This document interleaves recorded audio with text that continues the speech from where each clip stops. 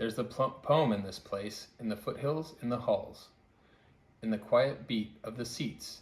It is here, at the curtain of day, where America writes its lyric. You must whisper to say. There's a poem in this place, in the heavy grace, the lined face of this noble building, collections burned and reborn twice. There's a poem in Boston's Copley Square, where protest chants tear through the air, like sheets of rain, where love of the many swallows the hatred of the few. There's a poem in Charlottesville, where tiki torches string a ring of flame tight round the wrist of night, where men, so white they gleam blue, seem like statues, where men heap the long wax burning even higher, where heather higher blooms forever in a meadow of resistance. There's a poem in the great sleeping giant of Lake Michigan, defiantly raising its big blue head to Milwaukee and Chicago. A poem begun long ago, blazed into frozen soil, strutting upward and aglow. There's a poem in Florida, in East Texas, where streets swell into a nexus of rivers, cows afloat like molted buoys in the brown, where courage is now so common that 23-year-old Jesus Contreras rescues people from floodwaters.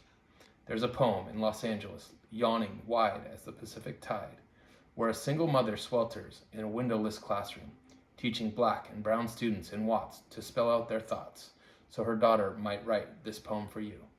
There's a lyric in California, where thousands of students march for blocks, undocumented and unafraid, where my friend Rosa finds the power to blossom, in deadlock, her spirit, the bedrock of her community. She knows hope is like a stubborn ship gripping a dock, a truth that you can't stop a dreamer or knock down a dream. How could this not be her city, su nación, our country, our America, our American lyric to write? A poem by the people, the poor, the Protestant, the Muslim, the Jew, the native, the immigrant, the black, the brown, the blind, the brave, the undocumented and undeterred, the woman, the man, the non-binary, the white, the trans, the ally to all of the above, and more. Tyrants fear the poet. Now that we know it, we can blow it. We owe it to show it, not slow it, although it hurts to sow it when the world skirts below it. Hope, we must bestow it, like a wick in the poet, so it can grow lit, bringing with it stories to rewrite. The story of a Texas city depleted but not defeated. A history written that need not be repeated.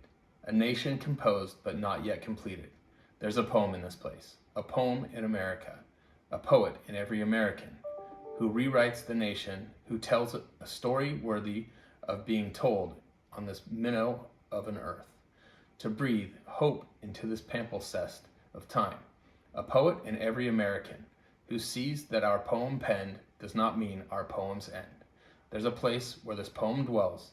It is here, it is now, in the yellow song of dawn's bell, where we write an American lyric we are just beginning to tell.